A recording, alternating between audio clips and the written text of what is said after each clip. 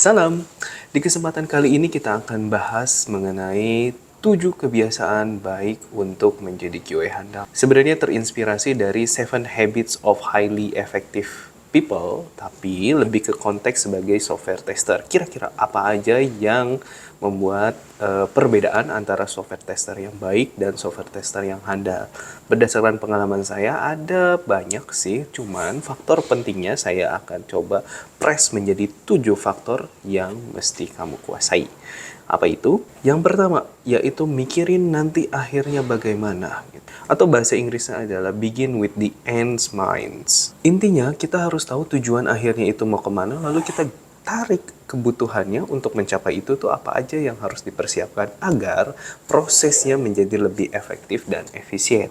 2. Empati pada customer. Akhirnya, aplikasi kita akan dipakai oleh real customer di production.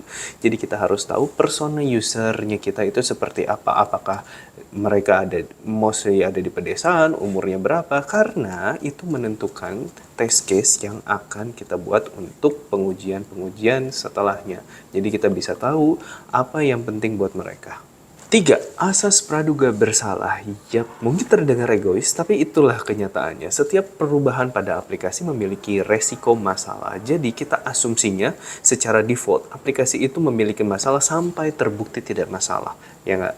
Jadi kita harus melakukan assessment dengan testing sampai fitur itu bisa diterima. Yang keempat, harus kepo dan haus informasi. Semacam detektif gitulah. Jadi kita bertanya kepada stakeholder tentang ekspektasi mereka sebelum kita menentukan ataupun beraksi.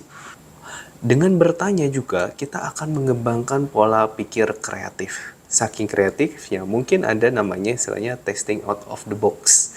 Jadi bukan black box, white box lagi. Out of the box, kita ngetesting sebelum kita pegang aplikasinya. Jadi developer ataupun tim bisa tahu ada masalah sebelum kita mulai pengujian. 5. Senang belajar, senang ngulik. Sharpen the saw, alias kita mempertajam senjata kita. Dengan cara belajar dan ngulik adalah kebutuhan primer bagi kamu yang berkecimpung di bidang teknologi. Karena teknologi baru selalu bermunculan. Dulu orang puas dengan menggunakan PhoneGap ataupun HTML5 dalam mengembangkan aplikasi yang multiplatform, jadi satu source code bisa dibuat aplikasi Android dan iOS-nya. Terus muncul React Native, semua orang berubah menjadi React Native, dan sekarang lahirlah Flutter dan ya terus-menerus belajar. Kemampuan untuk belajar mandiri ini sangat penting dan kritikal. Kita jangan kepedean menguasai satu hal karena itu bisa jadi expired dalam waktu dekat. Jadi kita harus terus mengasah kemampuan diri dengan mengikuti online course, mengikuti certification, ataupun belajar mengulik dengan mengembangkan portofolio kita.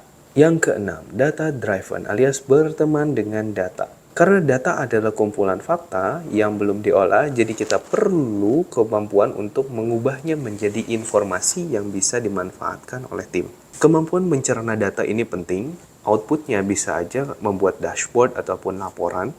Contoh penggunaan data yang umumnya terjadi adalah untuk menganalisa pattern-pattern yang terjadi di isu-isu production. Jadi kita bisa memudahkan kita dalam proses debugging.